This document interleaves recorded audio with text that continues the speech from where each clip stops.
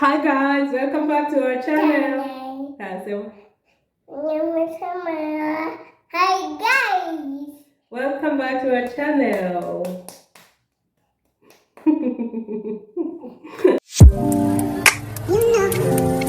What's up guys? Thank you so much for joining us. We're glad you're here. Thank you so much for your support. Thank you so much for always watching our content, commenting, liking, sharing. We really appreciate that. Today I want to do a short video about how, I guess you can tell from the title of the video, how a simple cervical screening almost killed me. Let that sink in. Now, this video is not meant to discourage you ladies from going for your... Bobby. Hi guys. Hi guys. Welcome guys. Hi guys. Welcome guys. I don't know. So this video is not meant to discourage anyone from going for their usual cervical checkups, pap smear, or cervical screening, whatever you want to call it. But that one time that I went was a traumatic experience for me. So at some point in life, I used to work in, there's a friend of mine who had a movie shop in CBD, Pale Moi Avenue. And so during that time, I was in between jobs and I talked to him and he told me that I can be filling in for him because he used to come to work very late. Around, like he had other side hustles. He used to come to work around 1, 2 o'clock. Sometimes he wouldn't be able to come to work. So I spoke to him and I told him, hey, I can help you run your shop like throughout the day. And depending on what I do, you will be paying me by commission. So we agreed and that's how I started my hustle there. So sir, this one, and then there's another friend of mine who has a shop, like her shop was the neighbor shop to this guy. Actually, I met this guy through the friend of mine who had a shop there. So,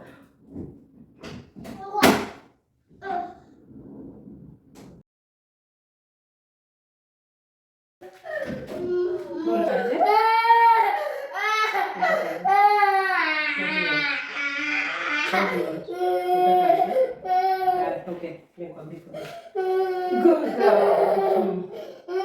Quando vai te comer? Pole. Sorry. Hug mommy. Sorry. Sorry, and watch comer. Watch comer. Nakuja. Sawa, good girl. Good job.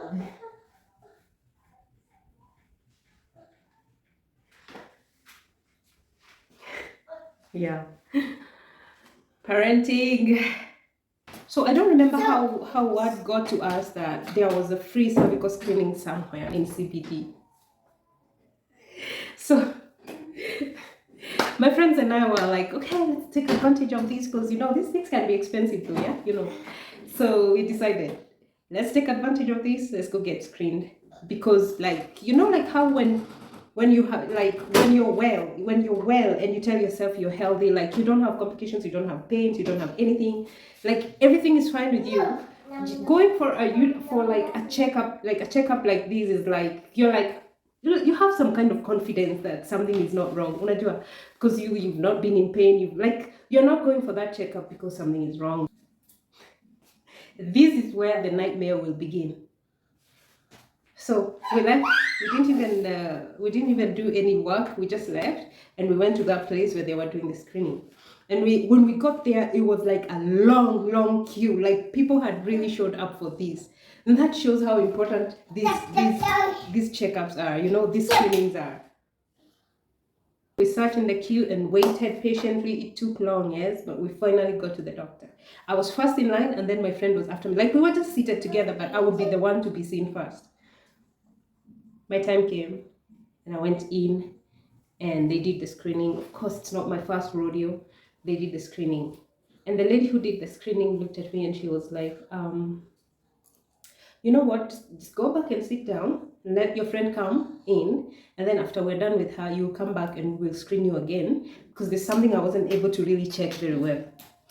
And I was like, okay. So my friend went in and she did her screening and she came out and it was okay. And then it was my turn again. And when I came back, I told her, they told me to let you go in and then I'll go back in. There's something they were not able to check very well. She was like, what? Okay. That is a bit weird, but it's okay. So I went in for my second time, and the lady who had screened me had called another doctor. So there were two of them. And so I got on the table and they were starting with the screening, and so I had the other doctor ask her, "Is this what you were telling me?" And she was like, "Yes." And they were like, "Madam, just give us a minute. We're coming back." And now I started to get worried. Like, okay, you're left in that awkward situation on that bed, with your. And now I'm just relaxing there, thinking, what could be going on? Okay. So should I just get dressed and wait for them, or should I just continue laying here with my legs open?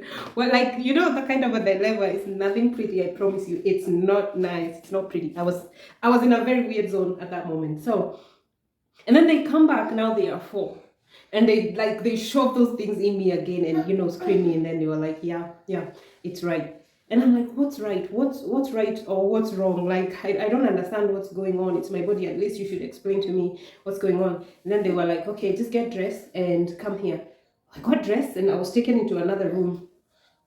And so in this room they had charts, like the normal how like when they do that cervical screening for a patient who has no issue, and then for a patient who has issue.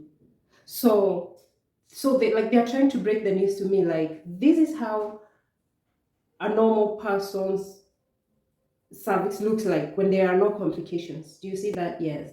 And this is how a person who has complications in their cervix, this is how theirs look like. Okay, do you understand the chart? And I was like, yes. And this is how yours look like.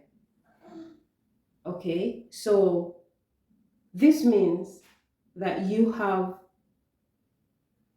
some cells, some abnormal cells in your cervix, and that is why yours resembles the one that of a patient who has complications. So you have abnormal cells in your cervix, and at that moment, they're telling me that my blood is boiling. And then the doctor was like, okay, this is nothing to worry about. You have precancerous cells. These cells could, at some point, be positive for cancer or not. They are precancerous cells. They do not worry us a lot because they are not cancer. They're not cancerous at this point. But what we do, because there's a possibility in the future that they could be cancerous, we deal with them now. And it's a good thing that you came now, today, before, whatever happens, and they develop. We don't know. We do not. 2,000 years later. This was a real wake up call, a very confusing moment for me. And so they told me this is nothing to worry about.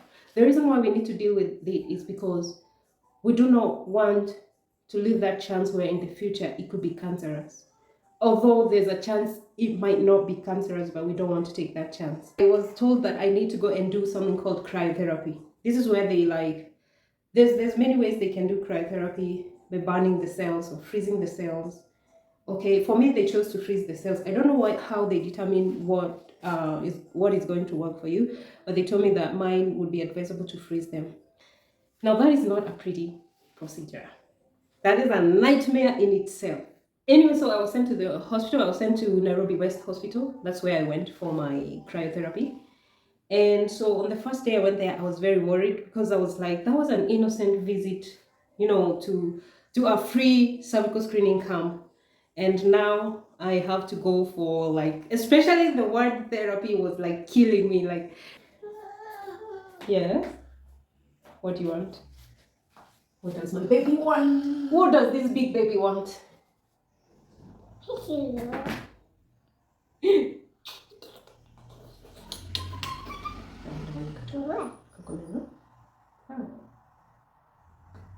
Right. Go.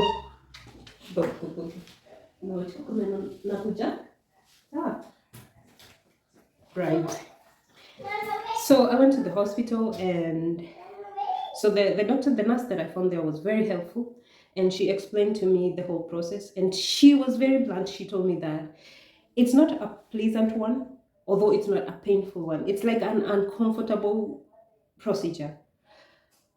So many guys.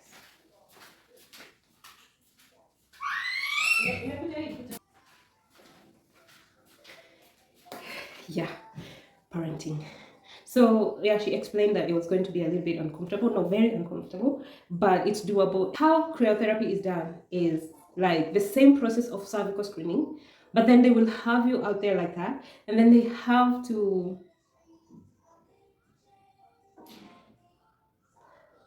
leave your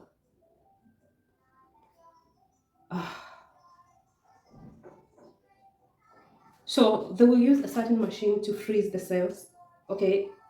And during this process of freezing, it's very uncomfortable because this is not something that is happening on the surface. That's something that's happening inside your body, inside your cervix. And so they will freeze, like the process of freezing is very uncomfortable, like feeling that the cold inside your cervix area is like, I cannot explain that feeling though. I cannot explain the feeling, but it's very, very, very, very uncomfortable. That did not require admission in hospital. It's something it's something that is done and you leave and go home. After a couple of hours, maybe an hour or two, the the frozen parts are going to start defrosting, if I can say that. Because obviously the human body has heat, yeah? You're warm. You're warm. So when the frozen part starts defrosting, I don't even know how to like properly explain it. I probably need to go back to Google school and like Google how to really explain it. But I am explaining these from what happened to me. So when the water starts, so when the parts are defrosted, when the parts defrost, I don't even know. Anyway, so the water will start coming out. So you're gonna have a couple of rough days with you're leaking water and all. Now you have to use sanitary pads, or I don't know. Just I was having a rough time, and then of course you get sore from how the opening and like every places that were being touched, you get sore. So I was like after the therapy, I would have like a week or 2 weeks of very uncomfortable times where you're always wet. It's like you're always peeing on yourself, or you always have a sanitary towel, or it's like even the sanitary towel is not, because it's massive, a lot of water coming out. So I did this therapy for like 3 rounds, and when I was supposed to go for the 4th round, I met another doctor there who was like, why are you doing cryotherapy 4 times? Cryotherapy is good, only 1 time is enough. And I felt like I had gone through a case of negligence in that hospital, because from what I understand, it's not even supposed to be painful. It's supposed to be done 1 time, and then the second time you're just supposed to go for a checkup, and that's it. Anyway, so that was my very uncomfortable story about a simple innocent cervical screening turning into something very, very complex. But I thank God, because now I have been doing my cervical screening diligently, and I thank God because none of those things have recurred, and I'm very much at peace. Ladies, do not take for granted. Just go for your cervical screening. Some things can be stopped very early. Some things don't have to kill us. We just need to be careful, to be diligent. You don't have to have pain or to be sick to go for your cervical screening. Did you know that most cervical cancers are associated with human papillomavirus, HPV, which is a sexually transmitted virus? Now you know. Now, there is a HPV vaccine that is usually given to boys and girls who are between the ages of 11 and 12. Sometimes it's given at the ages of as early as 9. And these vaccines are important because they help prevent HPV. So they should be given to both boys and girls before they are sexually active, to help prevent them from transmitting this HPV virus. That is a very, very important fact that you should know. So if you have a baby girl or a baby boy who is like from ages of 9 to 12, before they become sexually active, please take them to get the immunization. This way we can reduce the cases of cervical cancers. Yes, most people didn't know it, and I didn't know it. And I was very curious to know, like, how does this happen? But now you know, and I know. So let's protect our loved ones. Thank you so much for watching this video. I hope you learned something. I hope you took something meaningful from this video. God bless you. Thank you for subscribing. If you're a returning subscriber, thank you so much. If you're new here, please subscribe, like, share, and hit the notification bell so that you can be notified every time I upload a new video. Thank you so much and see you on the next video. Toodles! Thank you for watching.